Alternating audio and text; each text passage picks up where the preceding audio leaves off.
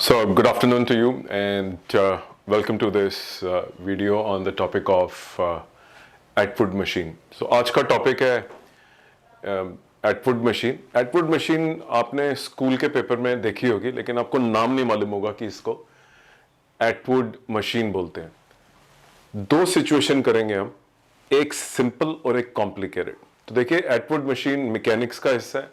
बहुत सारे न्यूमेरिकल आपके मैकेनिक्स से आते हैं. क्लास 11th के क्वेश्चंस जो नीट और जेई में है, बहुत सारा कंसंट्रेशन उनका मैकेनिक्स में है. मैकेनिक्स बहुत कॉन्सेप्चुअल है, बहुत एफर्ट करना पड़ता है इसके कॉन्सेप्ट को, नेटिग्रिटीज को समझने के लिए. तो आप देखिए कैसे एक एग्जाम्पल के जरिए मैं आपके थोड़े कॉन्सेप्ट क्लियर करने की कोशिश करता हूं. तो आज हम बात करेंगे एटवुड मशीन के बारे में. तो सिचुएशन नंबर 1 जो है वो रिलेटिवली सिंपल है. एटवुड मशीन एक बेसिकली एक पुली सिस्टम होता है, और इस पुली सिस्टम में एक वेट जो आपका है वो लाइट होता है और दूसरा वेट हैवी होता है. इसको बोलते हैं एटवुड मशीन. तो आप देखिए, ये एटवुड मशीन जो है, इसमें आपने जो आपका सेकंड मास है वो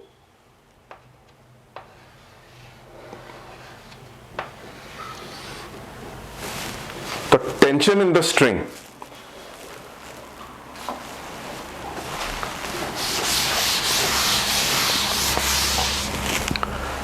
So good morning and welcome to this video on the topic of Atwood machine.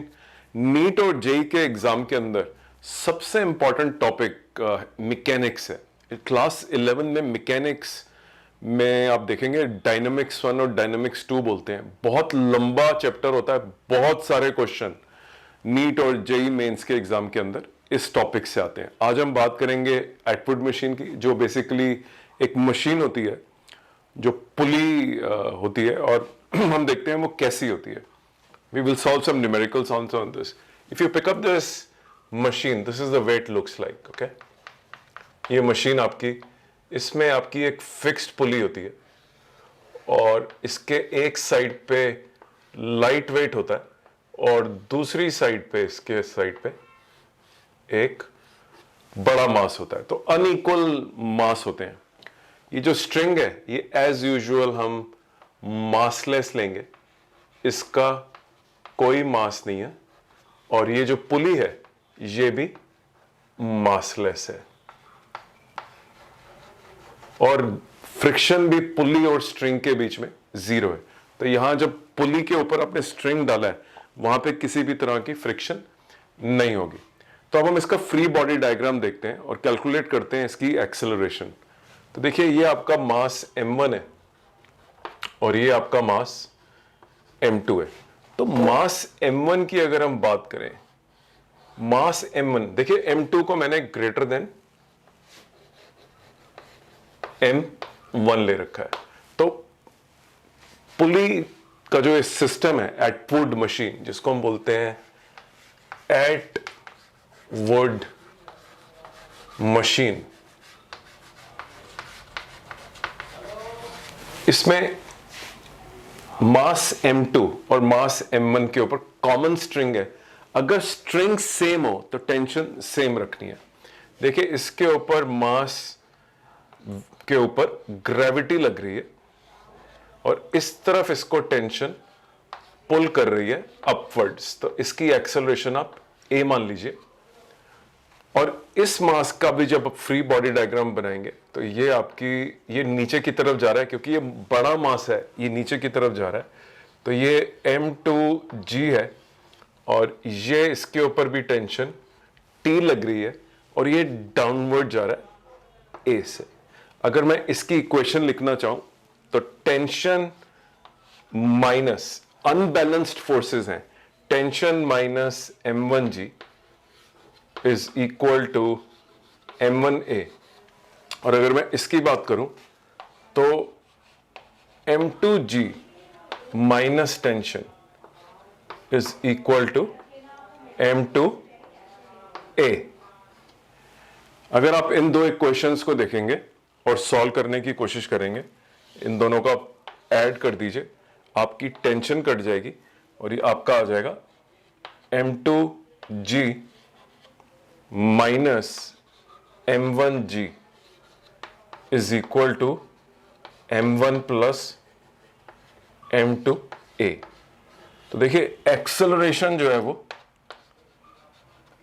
M2G minus M1G divided by M1 plus M2 आ गई। तो एक एटवुड मशीन जो है देखिए किस तरह से इम्बैलेंस की वजह से एक्सेलरेशन शो करती है। नीट और जेई के एग्जाम में जिस तरह के क्वेश्चन आपको आएंगे, यहां पे वो स्प्रिंग बैलेंस लगा सकते हैं, इस जगह पे यहां पे एक स्प्रिंग बैलेंस लगा सकते हैं और आपसे कई सवाल पूछे जा सकते हैं। और स्प्रिंग बैलेंस के अलावा और कॉम्प्लिकेशन भी हो सकती है, लेकिन एक सिंपल एटवुड मशीन जिसमें कोई कॉम्प्लिकेशन नहीं है और स्प्रिंग बैलेंस के केस के अंदर कैसे कॉम्प्लिकेशन डेवलप करी जा सकती है वो हम देखेंगे। लेकिन आप ये नोट करके रखिए कि ये एक simplified most simple type of Atwood machine है। ये इसमें एक्सेलरेशन का आपको कॉन्सेप्ट समझ में आ गया। और आप ये नोट करिए कि इन दोनों इक्वेशंस में से इक्वेशन नंबर 1 और इक्वेशन नंबर 2 जो न्यूटन्स का सेकंड लॉ है, बेसिकली देखिए Newton's second law has been used, net force is equal to mass into acceleration आपने लगा दिया। अब मैं थोड़ा सा इसको कॉम्प्लिकेटेड कर देता हूं क्वेश्चन को, और थोड़ा सा इसको जो इसके अंदर कॉम्प्लिकेशन है वो उसका मैं स्प्रिंग बैलेंस का एग्जांपल अभी नहीं ले रहा, मैं थोड़ा रिलेटिवली एक दूसरे टाइप का एग्जांपल लेता हूं। देखिए एटवुड मशीन के अंदर ही दूसरा केस ये हो सकता है कि आप एक सेम सिस्टम के अंदर कैसे कॉम्प्लेक्सिटी को आप इंट्रोड्यूस कर सकते हैं। वो ऐसे इंट्रोड्यूस कर सकते हैं कि आप अब जो अपनी पुली लें वो पुली विद अ मास लें। अब आपकी पुली का मास है और दोनों तरफ फिर वही सिचुएशन है कि एक मास आपका लाइट है और एक मास आपका हैवी है। तो ये आपका मास M1 है और ये आपका मास M2 है। लेकिन इस समय ये जो पुली है इट हैज अ मास और ये फिक्स्ड पुली है, तो ये ऊपर और नीचे नहीं जा रही है, फिक्स्ड है। सेम इक्वेशंस लगाते हैं क्योंकि अभी भी M2 हैवी है, तो नेट सिस्टम M2 डाउनवर्ड जाएगा, M1 ऊपर जाएगा, सेम टेंशन एग्जिस्ट करेगी। यह भी आपको समझना चाहिए कि टेंशन कैसे ट्रेवल करती है स्ट्रिंग के अंदर और क्यों इन पॉइंट्स के ऊपर टेंशन जो है अपवर्ड डायरेक्शन में है। मेरे कुछ वीडियोस हैं जहां पे टेंशन इन द स्ट्रिंग के बारे में बात करा गया। आपको न्यूटन्स लॉ के पॉइंट ऑफ व्यू से समझना पड़ेगा कि टेंशन जो है common through out the string है और उसकी डायरेक्शन इस तरह से क्यों दिखाई जाती है। अब मैं M1 मास के ऊपर न्यूटन सेकंड लॉ लगाता हूं और टेंशन जो अपवर्ड है, देखिए इसको मैं टेंशन ले रहा हूं, minus M1G is equal to M1A।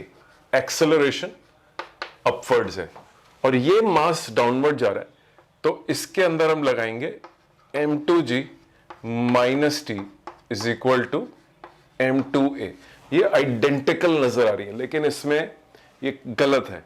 उसका कारण ये है कि क्योंकि इस पुली का एक मास है और इसका एक रेडियस है और इसका मतलब इसके पास एक मोमेंट ऑफ इनर्शिया होगा। तो ये एक रिजिड बॉडी है, इसके पास मोमेंट ऑफ इनर्शिया है और ये फ्री टू रोटेट है। तो अगर आप ध्यान से इसका रोटेशनल इंपैक्ट देखेंगे तो एक मास है जो रोटेशनल मास है, इसके ऊपर एक टॉर्क ये लग रहा है T और ये उसका रेडियस है। तो ये जो टॉर्क लग रहा है क्लॉकवाइज डायरेक्शन में लग रहा है, T इंटू R लग रहा है और दूसरी साइड पे इसके एक और टॉर्क लग रहा है जो इसको एंटी क्लॉकवाइज घुमा रहा है और उसकी जो वैल्यू है वो है T इंटू R। तो ऐसा लगता है कि दोनों टॉर्क बराबर हैं और इसीलिए नेट टॉर्क 0 है, लेकिन ऐसा होता नहीं है। एटवुड मशीन के अंदर रोटेशन जो है पुली की वो डेवलप होती है बेसिकली क्योंकि पुली का मास है, तो स्ट्रिंग और पुली के बीच में फ्रिक्शन भी एग्जिस्ट करता है जो अनइक्वल टेंशन पैदा कर देता है दोनों साइड्स पे। तो इस तरफ आपकी टेंशन जो है वो अलग हो जाएगी। मान लीजिए ये T2 है और ये टेंशन T1 है, तो इस एक्सप्रेशन को मैं ठीक करता हूं।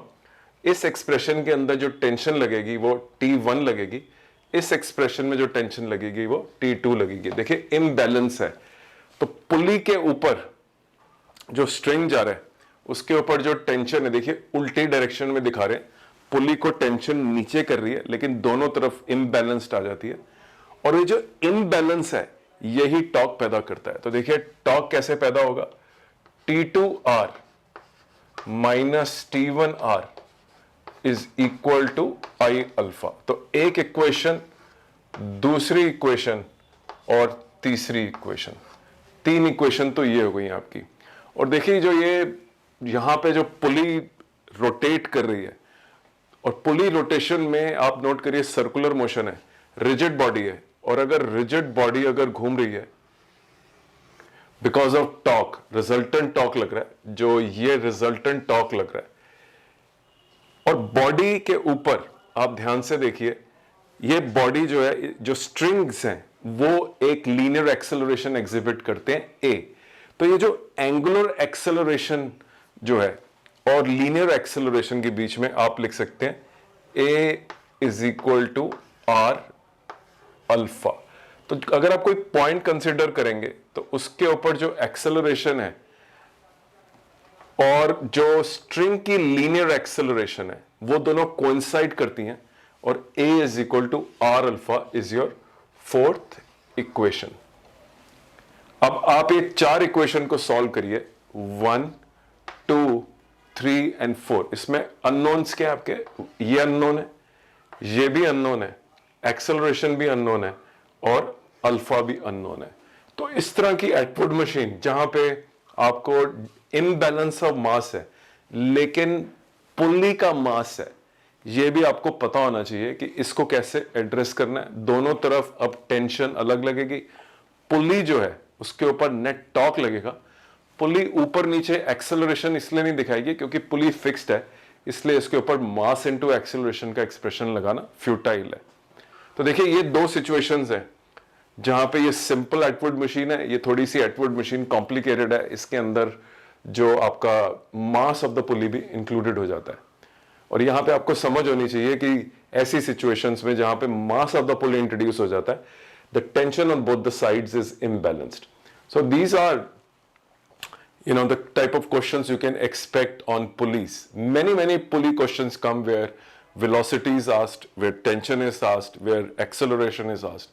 You have to understand pulleys in depth. Pulleys are nothing but a machine. Atwood machine होती है पुली, इस तरह की पुली जो है, ऐसे कई टाइप्स की पुली होती हैं। ब्लॉक एंड टैकल पुली होती है, कंपाउंड पुलीज होती है। मेरे बहुत सारे वीडियो आप देखेंगे जिनमें पुली पे बहुत ज्यादा एम्फोसिस है। पुलिस का यूज होता है और अलग अलग यूज के लिए अलग अलग टाइप की पुली यूज होती है। आपको पहचान होनी चाहिए सिचुएशन देख के कि ये वाली सिचुएशन में ये इसलिए कंस्ट्रक्शन करी गई है क्योंकि ये एडवांटेज मिलेगा हमें, जैसे कि मैकेनिकल एडवांटेज। और कई पुलिस के अंदर हमें वेलोसिटी रेशियो कैलकुलेट करनी पड़ती है जहां पे वेलोसिटी का एडवांटेज मिलता है। तो आप पुलिस के ऊपर क्वेश्चन जरूर करिए।